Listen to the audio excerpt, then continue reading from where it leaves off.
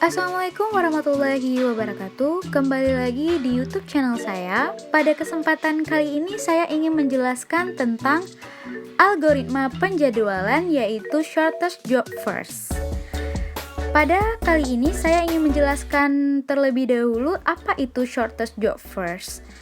Baik, shortest job first merupakan proses penjadwalan yang ada di Ridgway dan akan dieksekusikan berdasarkan burst time terkecil. Hal ini mengakibatkan waiting time yang pendek untuk setiap proses. Karena hal tersebut, maka waiting time rata-rata menjadi pendek, sehingga dapat dikatakan bahwa algoritma ini adalah algoritma yang optimal. Shortest job first memiliki dua sifat. Yang pertama, non-preemptive, dan yang kedua, preemptive. Non-preemptive tidak dapat diinterrupt. Pemilihan proses adalah proses dalam antrian yang memiliki waktu eksekusi tercepat. CPU tidak memperbolehkan proses yang ada di Ridgway untuk menggeser proses yang sedang dieksekusikan oleh CPU, meskipun proses yang baru tersebut mempunyai burst time yang lebih kecil. Sedangkan preemptive dapat diinterupsi. Proses yang dipilih adalah proses yang memiliki waktu sisa eksekusi terkecil. Teknik ini juga dikenal dengan nama shortest remaining time first. Nah, contoh jika ada proses P1 yang datang pada saat P0 sedang berjalan, lalu akan dilihat CPU burst P1 apabila jika dia preemptive, CPU burst P1 lebih kecil dari sisa waktu yang dibutuhkan oleh P0, maka CPU dialokasikan untuk P1. Sedangkan jika dia non-preemptive, akan tetap menyelesaikan P0 sampai habis CPU burst-nya. Baik, ini adalah contoh soal dari non-preemptive. Kalian bisa melihat di sini ada beberapa kolom, yaitu yang pertama kolom proses, kolom arrival time, kolom burst time. Di sini saya memakai 3 proses, yaitu P1, P2, dan P3, dan dilengkapi oleh nilai-nilai dari arrival time dan burst time-nya. Langsung masuk ke Gantt chart. Di sini ada 0 itu dari arrival time proses pertama, dan P1 sama dengan 8 itu burst time dari proses pertama. Jadi 0 tambah 8 sama dengan 8. Lanjut ke proses kedua, di sini kita bisa melihat proses yang paling kecil, yaitu P2 sama dengan 4. Jadi P2, proses pertama ditambah proses kedua, 8 ditambah 4 sama dengan 12. Selanjutnya proses ketiga sama dengan 6, lalu ditambahkan 12 ditambah 6 sama dengan 18.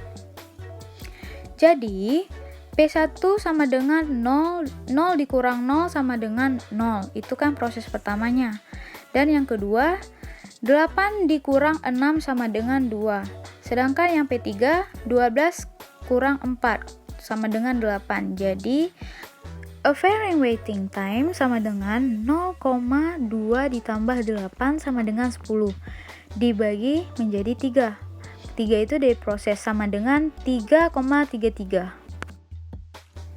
Baik, di sini juga ada contoh soal dari preemptive. Di sini saya juga menggunakan prosesnya ada 3, yaitu P1, P2, P3 beserta nilai-nilai dari arrival time dan burst time.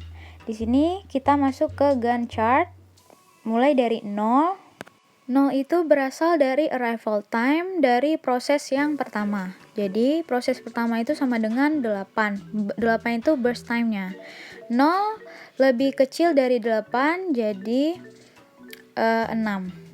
Karena 8 dikurang 2. Karena arrival time-nya itu 6. Di sini ada P1 dan P2.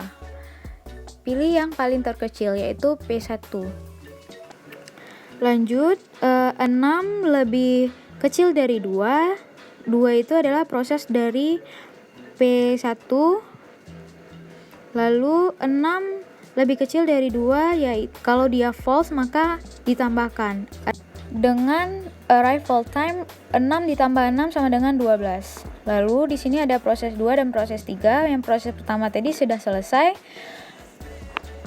Jadi dipilih yang mana yang lebih kecil, yaitu proses yang kedua. Di proses yang kedua ini, proses yang pertama lebih kecil dari proses keempat. Jika dia false, maka 12 ditambah 4 sama dengan 16. Jadi selanjutnya itu proses ketiga sama dengan 6. 6 itu dari burst time proses ketiga. 16 lebih kecil dari 6. Jika dia false, maka 16 ditambah 6 menjadi 22. Maka P1 sama dengan 0 dikurang 0 ditambah 6 dikurang 6 ditambah 12 dikurang 6 menjadi 6. Sedangkan dari proses kedua, 16 dikurang 12 sama dengan 4. Sedangkan proses yang ketiga, 22 dikurang 16 sama dengan 6. Jadi average waiting time 6 ditambah 4 ditambah 6 sama dengan 16 dibagi menjadi 3. 3 itu dari proses masing-masing sama dengan 5,3. Cukup sekian penjelasan saya tentang shorter job first. Mudah-mudahan bermanfaat dan saya minta maaf jika ada kekurangan.